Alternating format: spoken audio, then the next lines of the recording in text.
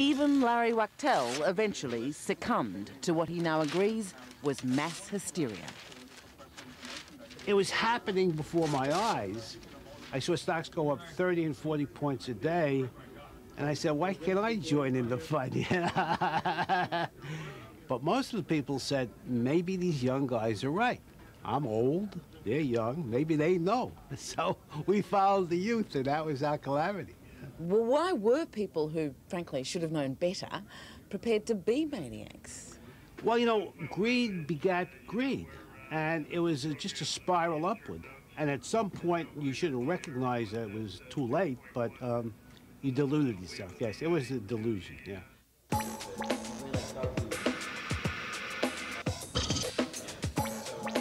Yeah, how am I doing?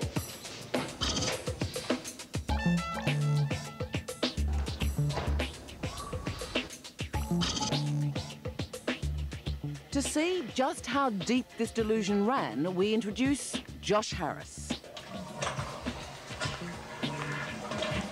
Internet millionaire turned internet exhibitionist in his Soho loft apartment.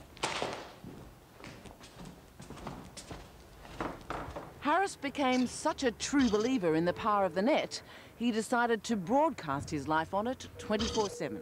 He calls it weliveinpublic.com. Hey, it's Josh Harris. Is he around? 3 years ago, Josh Harris was worth $36 million. Fine. Buy like $3 grand worth put a buy in at 15 cents and see if anyone picks it up. Today, he buys and sells penny stocks and lets the whole world watch every gruesome detail of his final high-tech stand. All right. So there's 32 cameras here. All the time, 24 hours. 24/7. They are, there's a variety of kind of cameras that do different functions. So on these poles, you have pan and tilts that hang down. Each camera also has a microphone. So there's 32 cameras. And they're like, we're talking everywhere. Everywhere. Well, you can see all these poles hanging down. They have full coverage here. There are the pan and tilts on the side, so you get a different angle.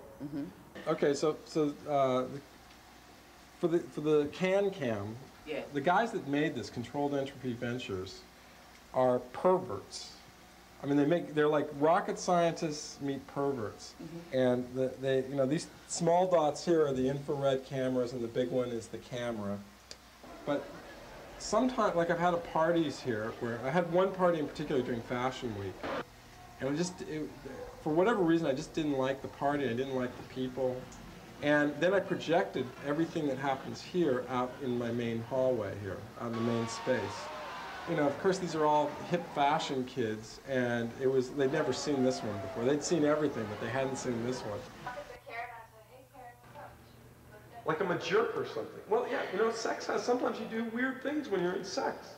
I can't do weird things. I'm all over that. I'm totally... No, you weren't. Living in Scotland just made me nervous, okay? I'm just nervous.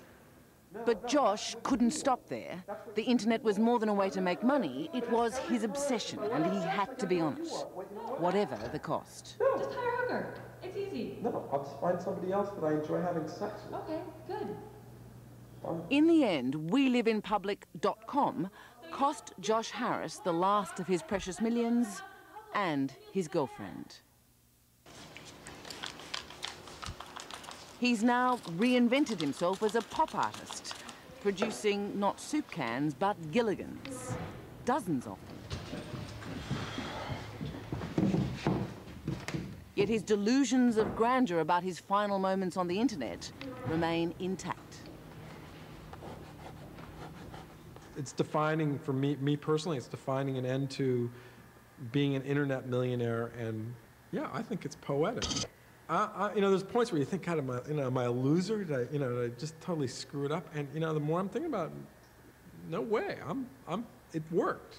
I'll look back on this literally because it's on videotape, and I'll be amazed. I really will be, because it's sort of I punctuated well in my life.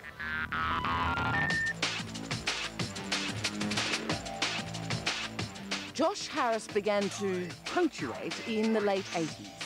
His first net venture made him an instant multimillionaire. His second was an online TV network called Pseudo, broadcasting, well, all sorts of things. So please join us in the chat room, listen and enjoy, because you are about to get freaked out.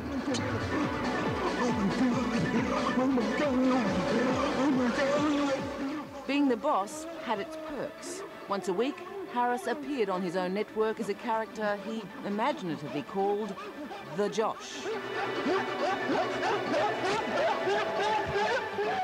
I don't know much about the Josh, but I can tell you that every single time I watch it, it disturbs me. It didn't disturb the money men, who invested some $20 million in Josh Harris. They lost it all when, a year later, Pseudo went bust. John Barry is the venture capitalist who bankrolled the Josh. The reason to have backed Josh Harris is that at the time that we invested in pseudo programs, it was unclear how soon the convergence of the internet and television broadcasting would arrive. Sometimes you're simply too early. Sometimes the pioneers get the arrows and the settlers get the land. Mr. Barry, did you meet Josh Harris? Yes, I did meet him. Did he strike you as a good risk? Oh, well, Mr. Harris did not run the company. He was, in effect, Mr. Outside, Mr. Visionary, Mr. Idea Man, with no operating authority whatsoever. We would never have backed him as a manager. Actually, that's the sensor. That's the microphone. Visionary is one way of describing Josh Harris. Barking mad is another. You've got to wonder, what was it that prompted responsible investors to finance such foolishness? So they can actually see you lying here. Doing whatever you do. The more important thing, again, is they've mic'd this thing. Was it a scam all along? Scam implies that there's some villain that, you know, plotted this whole thing and, you know, conspired to basically bilk and steal from the public. We have met the enemy, and the enemy is us. Senior analyst at Deutsche Bank, Dr. Ed Yardeni. And yeah, you can, you know, round up the usual suspects on Wall Street, and you can round up the usual suspects in Silicon Valley and the venture capitalists, but, you know, I don't think there was any real villains here at all. I think it was just a mass delusion. Others take a darker view. Patrick Byrne, for instance, who makes a lucrative living out of dead.coms, buying their merchandise at fire sale prices and flogging it off on the net. In short, he's a vulture capitalist. I tell people I want to be the bacteria in the gut of the catfish at the bottom of the food chain. Let all those other clowns fight about it up there. I'm just going to sit and it all floats down to me. While Byrne is more than happy to pick the bones and take the profit, he's keen to point out who else did too. Foisted them on the public, collected in 1999, Wall Street collected $4.3 billion in fees for bringing to the public all kinds of slop that they should never have brought. So was it just another mania, or was it something more sinister? What's really happened is the public investor, and there's a lot of pension funds and a lot of mom and pop investors who I think really were betrayed by I call them Wall Street pimps. I mean, these people who did this were pimps. Warren, Disney takes $750 to buy over the course of the day. Thank you. I'm going to pay $5 and $1 for $100. Surely I'll pay $24, 15. Not everyone in the dot-com world succumbed to the siren song of Wall Street. Well, 150, 35 3/4 leaves me a half for 226.7. Some realized there was money to be made if you kept your head. Probably down to